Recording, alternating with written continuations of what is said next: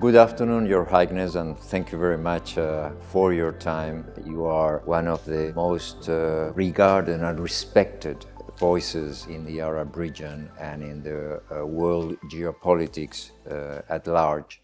And we are really very honored to have this opportunity to discuss with you. I wanted to start with something I heard yesterday, very interesting. We keep talking about these times and the end of the liberal order, but you mentioned the expression of an age of monsters, an age of uncertainty. And I wanted to ask you if you can share with us how you see the world today. Well, first of all, thank you very much for this opportunity. It's nice to be at Medor, and in this particular place, Palermo, with its history of bringing people together from all parts of the world.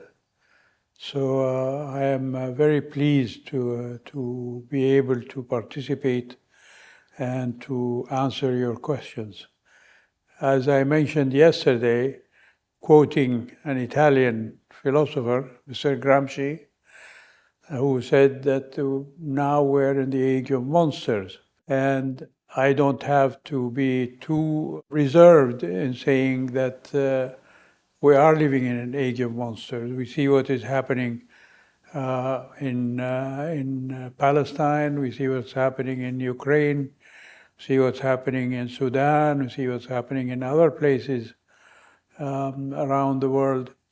And it seems that there is no longer any world order. There is no agreement on how people should conduct themselves. There is a saying among the Syrian people, in Arabic it says, Kil min idu ilu, which literally means each to his own hand. So everybody is acting independently of any accepted norms, and that contradicts all of these more than 70 years since the Second World War, when the United Nations was formed in order to put together a set of rules that would govern everybody and presumably govern them fairly, without any double standards. And I think one of the reasons why we are living in such an age is that we have been afflicted by the double standards by precisely those countries that were supposed to have guarded the new parameters of how countries should conduct themselves, and whether it is from the East or the West. So you're absolutely right. It is an age of monsters. And the only way we can get out of it is for us to come together again and figure out a way to live together where nobody infringes on other people's rights and aspirations, and accepts what is a fair and equitable commitment to a better life for everybody. I hope we can do that in my lifetime, but I'm not too optimistic, frankly. One of the places maybe where these double standards have produced a very dark result that we are all suffering today is Gaza. And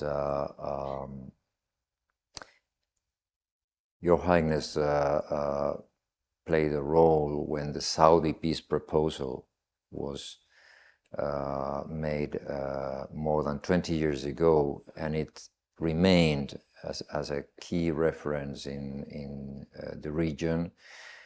And today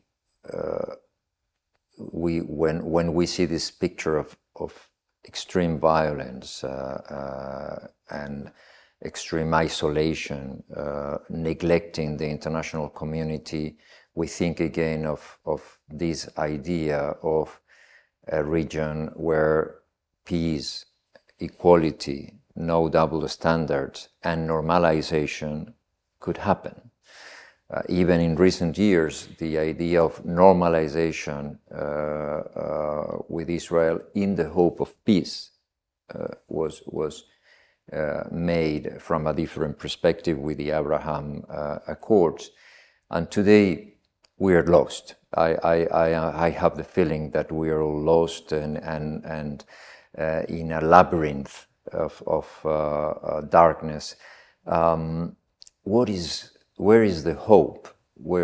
How can we recover hope and an idea of peace in Gaza, in the West Bank, with Israel, and in the wider region? Well, I'll answer you by proposing that we're looking at two scenarios. The scenario of the conflict for the Palestinians, of course, has been going on for 100 years, with ups and downs. I would say at the moment we're extremely down, where we see an unbridled and uncontrolled Israeli genocidal government that wants to impose its will, not just on the Palestinians, but on the world. They want to drive the Palestinians out of Gaza, definitely, but they also want to establish a fait accompli in the West Bank that cannot be reversed, where with these settlements, they call them settlements, I call them colonies. Yeah. Because basically, Israel is a colonial state that wants to impose itself on another people. And in that aspect, the international community, unfortunately, has been the ultimate practitioner of the double standard, where we see particularly, but not uniquely, Western countries giving all-out support to Israel, even though Israel contravenes all of the principles of the United Nations that the United Nations was established for in 1945. The occupation of land by force of arms. If you look back at the Resolution 242, it came out of the 1967 war when Israel occupied vast territories of four Arab countries actually, Egypt, Syria, Jordan, and Palestine, although Palestine had not yet become a country. The preamble to that resolution clearly states the unacceptability of the acquisition of land by the force of arms. Israel has done that and remains in occupation of most of that land, particularly in the West Bank, Gaza, and parts of Syria, and Lebanon also. So in spite of the United Nations resolutions calling for the withdrawal of Israel, they have not withdrawn. And we have come around now to the point where the United States seems helpless in trying to convince Israel to accept a settlement, not just for Gaza, but for the whole issue of the Israeli occupation of the West Bank and other areas. And that is why this scenario is a very negative and bleak scenario and doesn't promote any faith or confidence that we can achieve a peaceful resolution anytime soon for that conflict, which is very, very much affecting the thinking and the future of not just Arab youth, but I think young people around the world. And it's very, very disturbing. Instead of what Mr. Netanyahu says he wants to destroy Hamas, he's actually going to help create different Hamases around the world. That is one scenario. The other scenario is what the Kingdom of Saudi Arabia has been promoting all along, which is the promotion of peace that will be beneficial to everybody. Saudi Arabia was the first to introduce peace proposals for the Arab-Israeli dispute beginning in 1981, when the late King Fahd presented his 8-point program for peace at the time. It was ignored by Israel and basically by the world community. Then in 2002, the late King Abdullah introduced the Arab Peace Initiative, which is still on the table. And again, Israel has refused to recognize it. And unfortunately, we see now that even the United States itself is backing away from that proposition. Although I must say that in recent times we've seen France and Saudi Arabia working together, and hopefully at the General Assembly meeting of the United Nations, the proposal by France and Saudi Arabia to recognize a Palestinian state will be accepted by all countries, although we know that, of course, Israel will not accept, and the United States has already said it will not accept that. There are a few other countries that refuse to do it, but many European countries particularly have announced that they will come around to recognizing a Palestinian state. I think that is the best way to even what has been an uneven outlook after the '67 war without a Palestinian state. If we have a Palestinian state, then its territory will be recognized by all the countries that recognize it, and thereby they will be committed to allow that state to flourish and to become a contributing member to the world community. It's a very important step for the rest of the world to take. And from that perspective, as I said, the kingdom's own development and future outlook for its young people is to have a peaceful area around us. And King Salman, a few years back, announced the greening of Arabia, which is a proposition that includes not just planting trees, but also pacifying the areas around us and allowing for means of development to affect all of the citizens, not just of Saudi Arabia, but even the countries around Saudi Arabia. That is where Saudi Arabia is heading. And it wants to be in a peaceful area so that it can develop not just economically, but even socially and culturally. And alhamdulillah, since King Salman came to the reins and Crown Prince Salman proposed the Vision 2030 in Saudi Arabia, the kingdom has been diligently pursuing this proposition of development for everybody. Mm-hmm.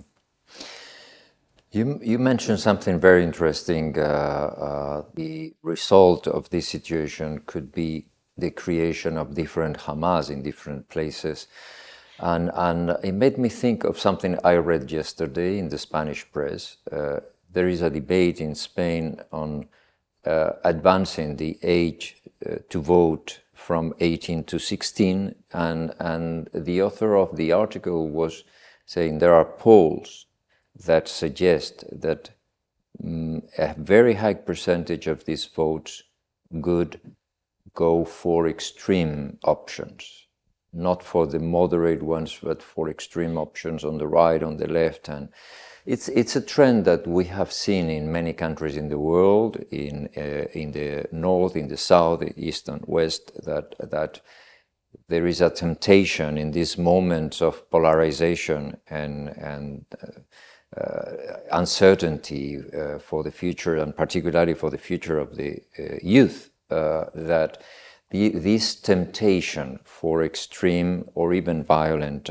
in some cases violent, we have seen that in the United States with recent political violence examples and assassinations in young people. Marco Minniti was telling us this morning, remembering the internal terrorism in Italy in the 70s and 80s, and it's very important to have a historic and a long-term vision, as Your Highness has.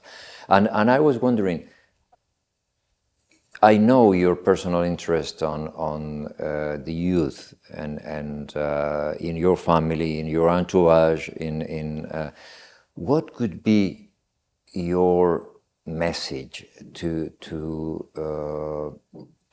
all these young people in the world who are losing hope? دعني أجيبك باللغة العربية إذا سمحت لي. Yes, please. لدينا في المملكة العربية السعودية منذ أن أنشئت تحدي، وهو تحدي التطور والنمو، ليس فقط الاقتصادي ولكن أيضا الإنساني، بحيث يصبح الإنسان في مستوى أحسن لعائلته ولمجتمعه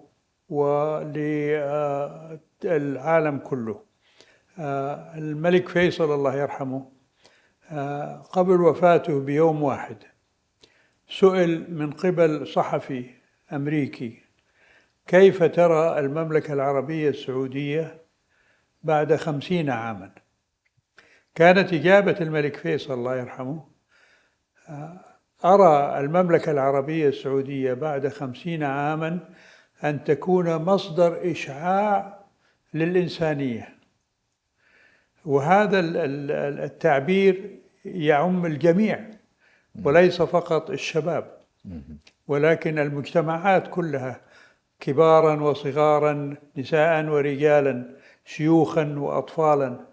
فمن هذا المنطلق الشباب كما عندنا في المملكة، وأستطيع أن أتحدث عن المملكة أكثر مما أستطيع أن أتحدث عن دول أخرى، الآن منهمكين ويشحذوا هممهم للتطور والتقدم والاستقرار والطمأنينة. طمأنينة النفس هي أهم شيء يستطيع الإنسان أن يهديه لنفسه، أن يبات مستريحا ويصبح في الصباح يتطلع إلى عمل وإلى أمر يسعد ويثري المجتمع عنده.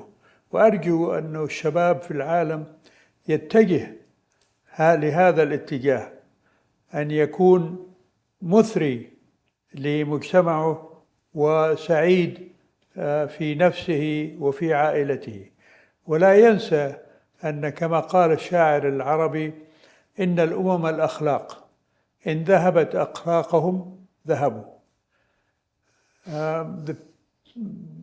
ترجمتها أترك لك أنت تترجمها. Basically, people are their morals. If their morals go, they will go. And this is something I think that we have to address, not just to the young people, but to all societies. Shukran Jadidan. Thank you very much, Your Highness. It's been an honor. And thanks for your very wise thoughts.